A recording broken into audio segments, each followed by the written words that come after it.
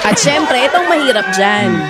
Yung mga Pilipino na makakanood nung nangyari kahapon, pag hindi malalim masyado yung pagkakaintindi nila sa budget process natin dito sa Pilipinas, ang agad na laging, pag napanood yung kahapon, ang gagaling. Wow, ganyan, dapat yan. Yan talaga. Pero again, sino nag-approve ng budget? Kanino galing yan? Yun nga ang tinutumbok. Kanino? Ang sabi po ni Senator. Di parang yung broadcaster na babae. Yun, napanood ko yun eh. Kaya nga magkasintono sila Sen eh. Kaya kung magsalita pa naman yun eh, akala mo tumatakbo, hindi mo maintindihan, di ba? Oho. Subukan mo tumatakbo ka, nagsasalita ka, humihingal ka. Pagka yun eh, nagtatanong, humihingal eh. Ano? Kakapusing ka ng hininga nun, Sen. Kapag ako'y nakikinig doon, ako ang napapagod eh. Nakikinig lang ako, pagod na pagod ako eh. Kaya ayaw kong pakinggan yun eh. Ganun mo ba? Ang sabi niya, ay bakit ang DPWH lang? Mariusip ng mga tao ito, sabi ko. Nag-umpisa pa lang ako din. Unang hearing niyo pa lang po, Sen eh. Unang hearing pa lang ako. Alam ba niya kung gaano kalawak? Alam ba niya kung gaano kalawak ang multong kinakaharap ng ating bansa? Ang problema sa ganyang mga tao, lalahatin ko na sila, mga ganyang uri ng tao. Yung mga ganyang sariling kaisipan. Mapa-broadcaster ka, o kung ano man, basta ganyan kayong mag-isip. Pati vlogger, Sen, marami din ganyan. Pagka ganyan kayong mag-isip, talagang wala na akong magagawa sa inyo. Hindi naman kayo abogado kasi. Ang abogado kasi, bago magsalita, nag-iisip. Itong mga ito, nagsasalita, hindi nag-iisip. Ganyan yung mga yan. Meron po yung paglalarawan yan, Sen. Paano ka mag-iimbestiga nang hindi mo muna ilalatag? Kumbaga sa korte, the predicate, sasabihin ng korte sa'yo, Counsel, you need to lay the predicate. Di pwedeng hindi ka mag-lay ng predicate. Siyempre. Ilalatag mo muna. Isa-isa mo ngayon. Ba't kaya ka? Saan ka naman nakakita ang mga ganyan na? Ang gusto ata sa unang araw pala, ipatawag din na lahat ng mga... Wala naman kasi silang direksyon na magtanong eh. Nagtatanong lang sila sang-ayon dun sa kanilang nalalaman. Hindi ko kayo papatulan. May iksi ang mga kukotin nyo. May diferensya pa ang mga ulo nyo. Kaya hindi ko kayo papatusin. Kaya alam mo, hindi ako nagpapa-interview sa mga yan eh. Sabagay, yung babae na yun, ng broadcaster, hindi ako interviewin nun kahit anong mangyari. Sa nervyos niya siguro.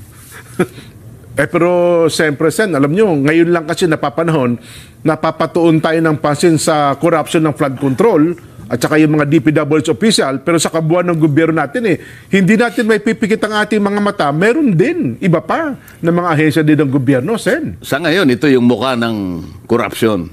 Nakasentro ngayon yung mukha ng corruption. Talagang litaw na litaw ang mukha eh.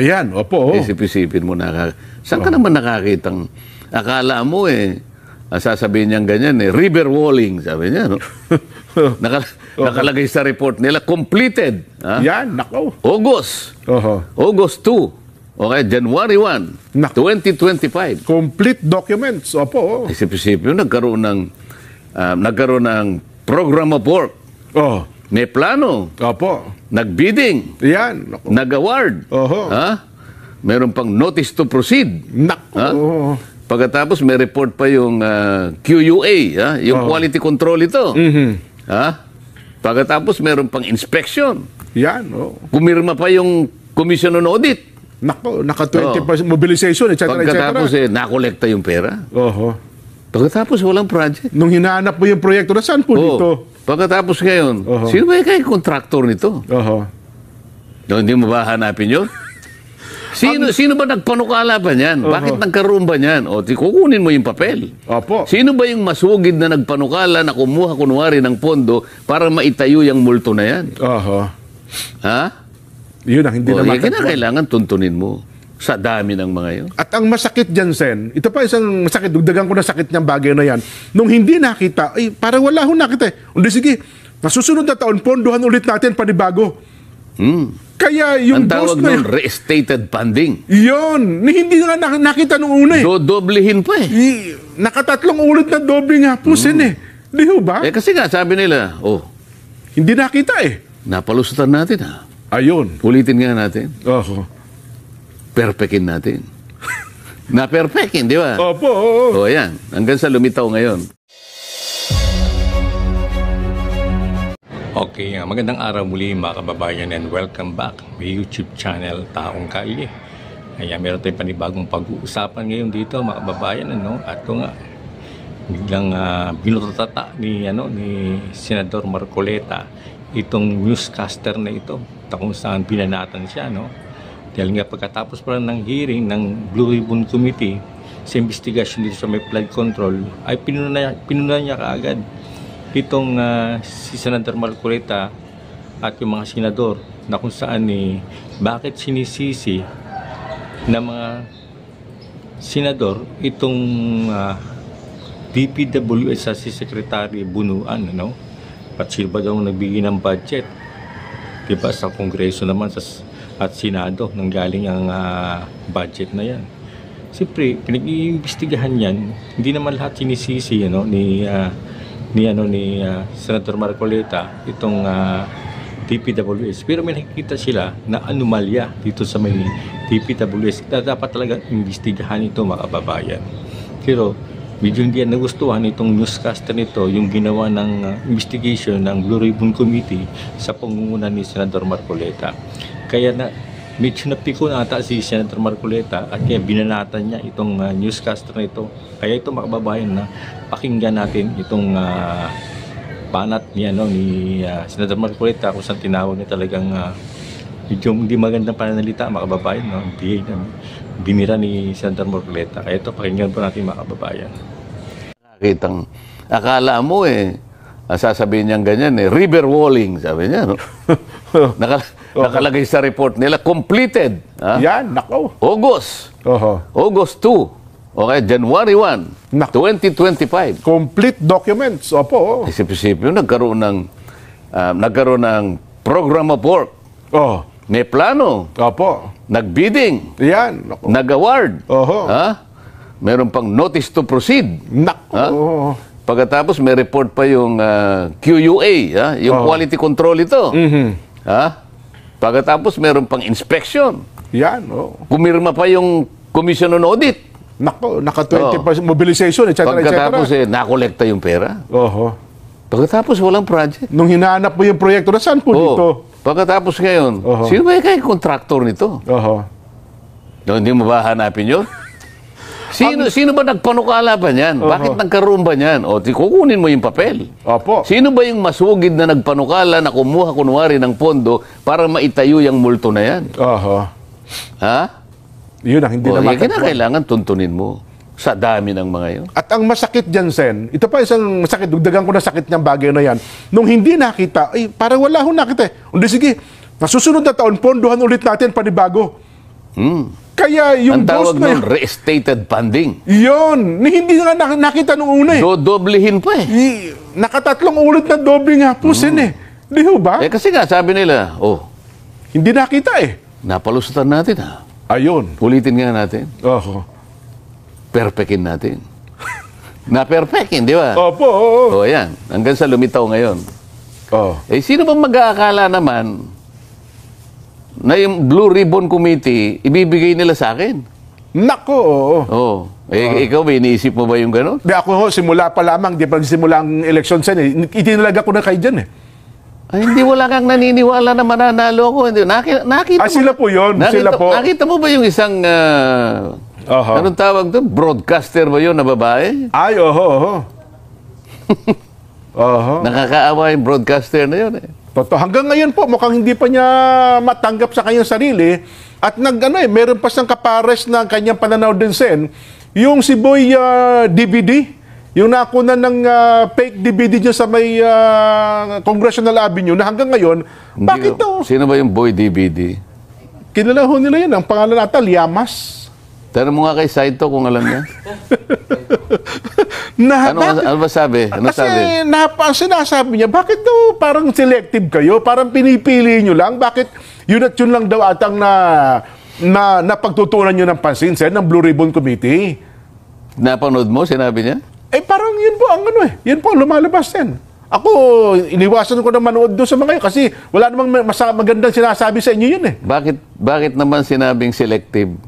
Eh kasi nga ron daw po, parang ang dating doon sa kanyang sinasabi ay mga opisyalis lang daw po ng DPWH ang inyong tinitignan. Eh di parang yung broadcaster na babae.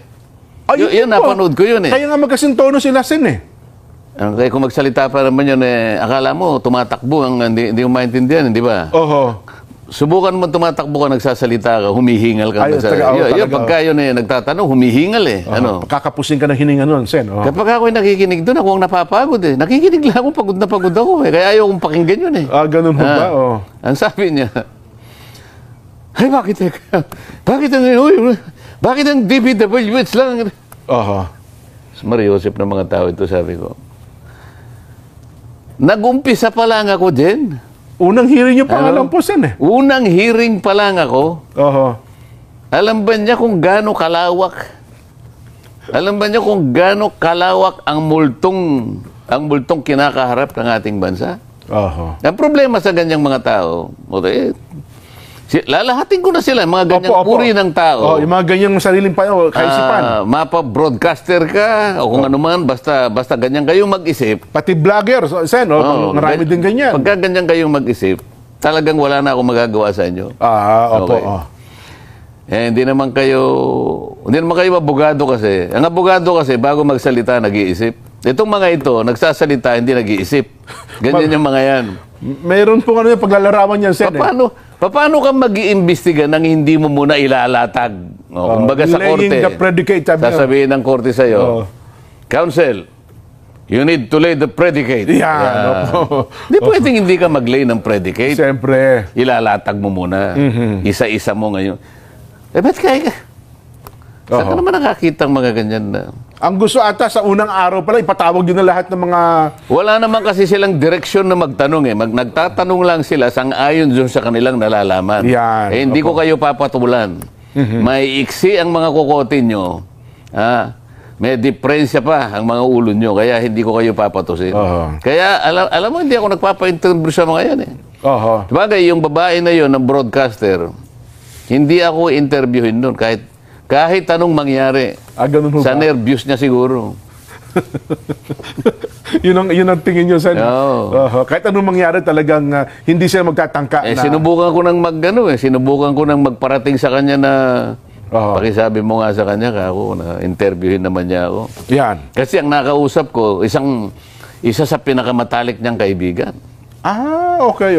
Matalik na kaibigan kasi yung sasabihin ko na ang totoo, sangayon doon sa kaibigan ko, tinulungan siya na yung anak niya ipagamot sa Taiwan. Kasi magkaibigan sila. Opo. Kaya sabi niya, peanut yan. Sabi niya, hindi pwedeng hindi niya ako, mapagbigyan.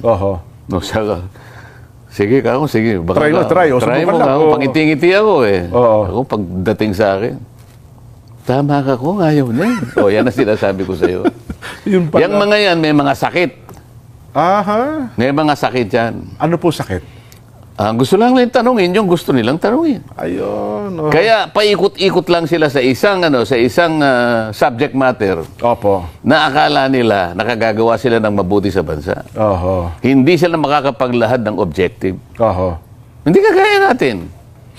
Kung ano yung tama, yung nag-discuss natin. Siyempre po naman. Diba? Opo. Wala tayong kikilingan. At yung taong bayan, taga-subaybay natin, magsasabing, tama, mali, di ba? Hindi kasi natin kinukupo yung kaalaman sa di ba? Isip-isipin mong mulat-mula pa eh. Bakit nanalo yan? Nakakita ka ba naman ganyan? Broadcaster ba yun? Parang, anyway. Hindi kaya, kasi ganyan, sabi naman nung kausap. Hindi nga eh. 2.8 million lang sila eh. Ganun. Bakit may pinipilit niya yung kanyang gustong mangyari? Para panatilihin niya sa kanyang sarili na si ang tama, na sa kanyang panukat, hindi ako mananalo. Akalain mo magtiwala siya sa sarili niyang pag-iisip. Tingnan mo nangyari ngayon. Yun na nga. Nagmukha siyang tanga ngayon, hindi ba? Totoo po. Pwede ko na sabihin sa kanila ngayon lahat.